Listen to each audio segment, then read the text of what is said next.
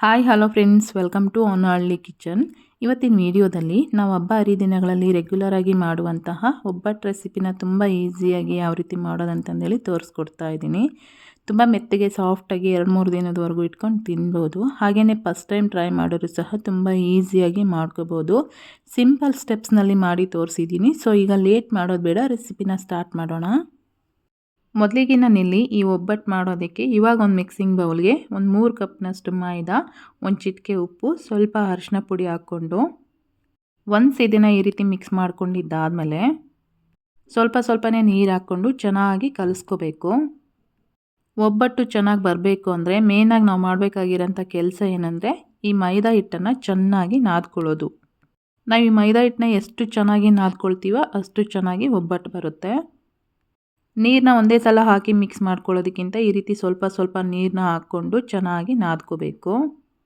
ನೀರು ಹಾಕ್ಕೊಂಡು ಮಿಕ್ಸ್ ಮಾಡ್ಕೊಂಡಿದ್ದಾದಮೇಲೆ ಇವಾಗ ನಾನಿಲ್ಲಿ 1-2 ಸ್ಪೂನ್ನಷ್ಟು ಎಣ್ಣೆ ಹಾಕ್ಕೊಂಡು ಮತ್ತೆ ಹಿಟ್ಟನ್ನು ಚೆನ್ನಾಗಿ ನಾದ್ಕೊಳ್ತಾ ಇದ್ದೀನಿ.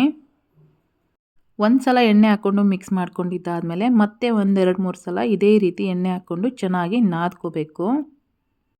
ನಾನಿಲ್ಲಿ ಈ ಒಬ್ಬಟ್ಟು ಮಾಡೋದಕ್ಕೆ ಮೈದಾ ಹಿಟ್ಟು ಅಷ್ಟೇ ತೊಗೊಂಡಿದ್ದೀನಿ. ನೀವು ಬೇಕಂದರೆ ಇದ್ರ ಜೊತೆಗೆ ಸ್ವಲ್ಪ ಚಿರೋಟಿ ರವೆನೂ ಸಹ ಹಾಕ್ಕೋಬೋದು. ಸೊ ನೋಡ್ತಾ ಇದ್ದೀರಲ್ವ, ಹಿಟ್ಟನ್ನೋದು ಅದಕ್ಕೆ ಕಲಿಸ್ಕೋಬೇಕಾಗುತ್ತೆ. ಹಿಟ್ಟೆಲ್ಲ ಈ ರೀತಿ ಚೆನ್ನಾಗಿ ನಾದ್ಕೊಂಡಿದ್ದಾದಮೇಲೆ ಪ್ಲೇಟ್ನ ಮುಚ್ಚಿ 1-2 ಗಂಟೆಗಳ ಕಾಲ ಅದನ್ನು ಸೈಡಿಗೆ ಎತ್ತಿಟ್ಕೊಳ್ತಾ ಇದ್ದೀನಿ. ನೆಕ್ಸ್ಟ್ ಇನ್ನೊಂದು ಸೈಡಲ್ಲಿ ಬೇಳೆ ಬೇಯಿಸ್ಕೊಳ್ಳೋದಕ್ಕೆ ಅಂತಂದೇಳಿ ಈಗ ಆಲ್ರೆಡಿ ನಾನು ಸ್ಟವ್ ಮೇಲೆ ನೀರು ಬಿಸಿ ಆಗೋದಕ್ಕೆ ಇಟ್ಟಿದ್ದೆ.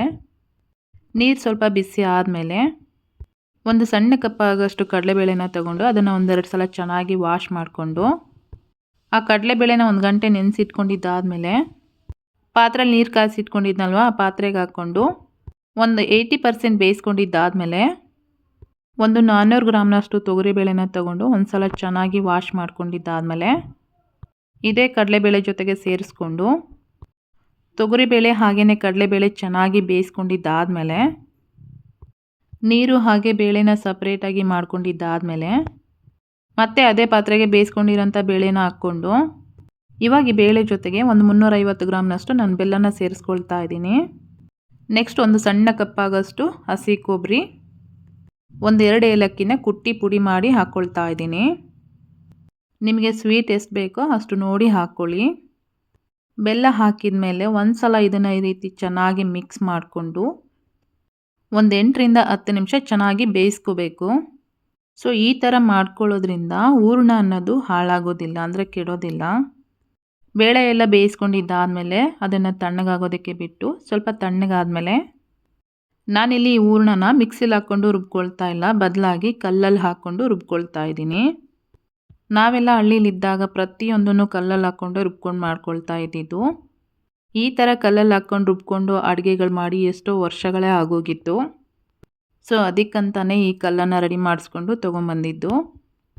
ಹೂರಣನ ಈ ರೀತಿ ಸಾಫ್ಟಾಗಿ ರುಬ್ಕೊಂಡಿದ್ದಾದಮೇಲೆ ಇವಾಗ ಇದನ್ನು ಒಂದು ಬೌಲಿಗೆ ಸೈಡಿಗೆ ಎತ್ತಿಟ್ಕೊಂಡು ಮಿಕ್ಕಿರೋಂಥ ಬೇಳೆನ ಹಾಗೆ ಎತ್ತಿಟ್ಕೊಳ್ತಾ ಇದ್ದೀನಿ, ಬೇಕು ಅಂದಾಗ ಮಾಡ್ಕೊಂಡ್ರೆ ಆಯಿತು ಅಂತ.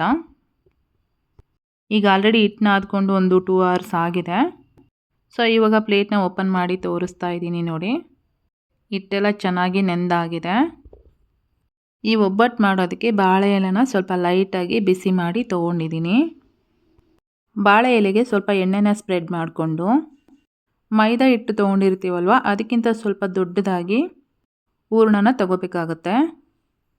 ಮೈದಾ ಹಿಟ್ಟನ್ನ ಈ ರೀತಿ ಸ್ವಲ್ಪ ತಟ್ಕೊಂಡಿದ್ದಾದಮೇಲೆ ಅದರಲ್ಲಿ ಹೂರಣದ ಉಂಡೆನ ಇಟ್ಕೊಂಡು ಸುತ್ತ ಮೈದಾ ಹಿಟ್ಟನ್ನ ಕವರ್ ಮಾಡ್ಕೊಂಡಿದ್ದಾದಮೇಲೆ ಎಕ್ಸ್ಟ್ರಾ ಹಿಟ್ಟು ಮೇಲ್ಗಡೆ ಏನು ಬಂದಿರುತ್ತಲ್ವ ಅದನ್ನು ತೆಗೆದುಬಿಟ್ಟು ನಿಧಾನಕ್ಕೆ ಈ ರೀತಿ ತಟ್ಕೊಂಡ್ರೆ ಆಯಿತು. ನೀವು ಬೇಕಂದರೆ ಮೇಲ್ಗಡೆನೂ ಒಂದು ಕವರ್ ಹಾಕ್ಕೊಂಡು ಇದನ್ನು ಈ ರೀತಿ ತಟ್ಕೋಬೋದು. ಒಂದು ವೇಳೆ ನಿಮ್ಮ ಕಡೆ ಬಾಳೆ ಎಲೆ ಇಲ್ಲ ಅಂತಂದರೆ ಬಟರ್ ಪೇಪರ್ ಆಗಿರ್ಬೋದು ಅಥವಾ ಎಣ್ಣೆ ಕವರ್ ಇರುತ್ತಲ್ವ ಅದರಲ್ಲೂ ಸಹ ಮಾಡ್ಕೋಬೋದು. ಒಬ್ಬಟ್ಟೆಲ್ಲ ಈ ರೀತಿ ತಟ್ಕೊಂಡಿದ್ದಾದಮೇಲೆ ಒಬ್ಬಟ್ಟು ಬೇಯಿಸ್ಕೊಳ್ಳೋದಕ್ಕೆ ಅಂತಂದೇಳಿ ಈಗ ಆಲ್ರೆಡಿ ನಾನು ಹೆಂಚನ್ನು ಸಹ ಬಿಸಿ ಆಗೋದಕ್ಕೆ ಇಟ್ಟಿದ್ದೆ. ಹೆಂಚು ಸ್ವಲ್ಪ ಕಾದ್ಮೇಲೆ ನಾವು ರೆಡಿ ಮಾಡಿ ಇಟ್ಕೊಂಡಿರೋಂಥ ಒಬ್ಬಟ್ಟನ್ನು ಇದೇ ಹೆಂಚಲ್ಲಿ ಹಾಕ್ಕೊಂಡು ನಮಗಿಷ್ಟ ಆದಂಥ ಎಣ್ಣೆ ಆಗಿರ್ಬೋದು, ತುಪ್ಪ ಆಗಿರ್ಬೋದು, ಯಾವುದ್ರಲ್ಲಿ ಬೇಕಾದರೂ ಬೇಯಿಸ್ಕೋಬೋದು. ನಾನಿಲ್ಲಿ ಎಣ್ಣೆ ಹಾಕ್ಕೊಂಡು ಬೇಯಿಸ್ಕೊಳ್ತಾ ಇದ್ದೀನಿ. ಒಂದು ಸೈಡ್ ಬೇಯಿಸ್ಕೊಂಡಿದ್ದಾದಮೇಲೆ ಮತ್ತೆ ಟರ್ನ್ ಮಾಡಿಕೊಂಡು ಸೇಮ್ ಅದೇ ರೀತಿಯಲ್ಲಿ ಬೇಯಿಸ್ಕೊಂಡ್ರೆ ಒಬ್ಬಟ್ಟು ಅನ್ನೋದು ರೆಡಿ ಆಗುತ್ತೆ. ಸೊ ನೋಡಿದ್ರಲ್ವಾ ಎಷ್ಟು ಸಿಂಪಲ್ಲಾಗಿ ರೆಡಿ ಆಯಿತು ಅಂತ. ಇವತ್ತಿನ ವಿಡಿಯೋ ಇಷ್ಟೇ, ನಿಮಗೆಲ್ಲ ಇಷ್ಟ ಆಗಿದೆ ಅನ್ಕೋತೀನಿ. ಇಷ್ಟ ಆಗಿದ್ದರೆ ಈ ವಿಡಿಯೋಗೆ ಒಂದು ಲೈಕ್ ಮಾಡಿ, ಕಮೆಂಟ್ ಮಾಡಿ, ಶೇರ್ ಮಾಡಿ. Thank you.